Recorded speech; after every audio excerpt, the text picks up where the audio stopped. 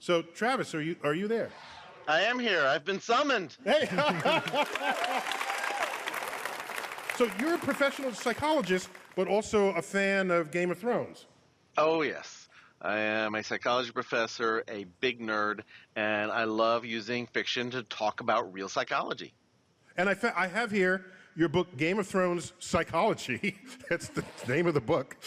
The mind is dark and full of terrors. So what's the takeaway from all this violence in the minds of who's portrayed in their time and in their day, and what effect it might have on the audience? That's complicated. There are a lot of different reasons. In real life, it can be hard to study. We know that in experiments that watching violence produces short-term effects on someone's behavior, but it's hard to study in the long run. If you have an idea that this could turn someone into a violent psychopath, it's not exactly ethical or practical to do that study. In fact, you look in the military, of course, some people would suffer from PTSD and others don't. Others come home. And you cannot always predict who it's going to be. That's interesting, because if you could predict, that would be an amazing advance in our understanding of the psychological state of warriors. There are people who, as a form of coping with horrible situations, do shut down parts of themselves. We also know that traumatic brain injury, injury to areas in the frontal cortex, can shut off their empathy for other people. Okay, tell me about the psychology of revenge.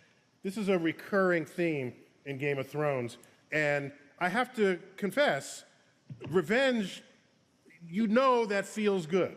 So it's got to be something deep inside of us. We want to feel power. Power over our own lives, over others, and when we feel mistreated, when something horrible has happened that made us feel helpless, it's hard to maintain a sense of feeling strong. Revenge is one way of feeling we've restored a sense of balance, of justice in the world, and a sense of power for ourselves. So if that is something fundamental within us, and you have a clever screenwriter, storyteller, cinematographer, they would portray this, and that would resonate deeply within us, and we want to see more of it, presumably. And I've always said, I really think Game of Thrones is so popular because of the psychology of the characters. It's not about the dragons, the White Walkers, or the magic. It's about the human beings. They hadn't had dragons in a long time. For most of them, they're concerned about dragons. It's the idea of dragons. The ideas affect their whole lives. Okay, thank you for sharing your psychological insights. Thank you. This was fun.